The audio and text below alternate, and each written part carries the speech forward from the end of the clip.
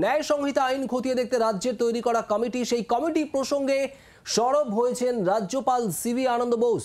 কমিটির উদ্দেশ্য কি জানতে চাইলেন রাজ্যপাল। মুখ্যমন্ত্রীর কাছে রাজ্যপাল জানতে চেয়েছেন এবং তার বক্তব্য, পশ্চিমবঙ্গ দেশের মধ্যে আলাদা দেশ হতে পারে না। কথা বলবো শ্রেয়সী গঙ্গোপাধ্যায় এই মুহূর্তে আমাদের সঙ্গে রয়েছেন, আমাদের প্রতিনিধি টেলিফোন লাইন। শ্রেয়সী, রাজ্যপাল ঠিক কি বিষয় জানতে চাইছেন এবং ঘনিষ্ঠ মহলে তিনি কি বা ব্যক্ত করেছেন? দেখো, তোমাকে যেটা জানিয়ে রাখি, এক্ষেত্রে রাজ্যপাল তিনি একটি চিঠি পাঠিয়েছেন মুখ্যমন্ত্রীর কাছে। সেখানে তিনি, যেটা আমরা জানতে পারছি রাজভবন সূত্রে, যে তিনি জানতে চেয়েছেন যে ন্যায় সংহিতা আইন এই সংক্রান্ত যে কমিটি রাজ্য সরকারের, সেই ন্যায় সংহিতা আইন খতিয়ে দেখার জন্য যে কমিটি, সেই কমিটির কি উদ্দেশ্যে হঠাৎ করে এই কমিটি তৈরি করা হয়েছে, এমনটাই কিন্তু তিনি জানতে চেয়েছেন। পাশাপাশি তিনি এটাও জানতে চেয়েছেন যে এই আইন সংক্রান্ত যখন রাজ্যের কাছ থেকে মতামত চাওয়া হয়েছিল, সেই সময় রাজ্য কি সঠিক সময় এই আইন নিয়ে তাদের মতামত দিয়েছিল কেন্দ্রের কাছে, সেই বিষয়টাও কিন্তু তিনি জানতে চেয়েছেন।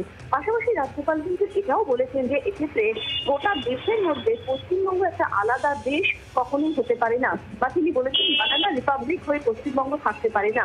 তো অবিলম্বে তিনি মুখ্যমন্ত্রীর কাছে এই সংক্রান্ত রিপোর্ট চেয়েছেন বলে রাজভবন সূত্রে খবর। বাংলার আওয়াজ, বাঙালির আবেগ, জি 24 ঘন্টা।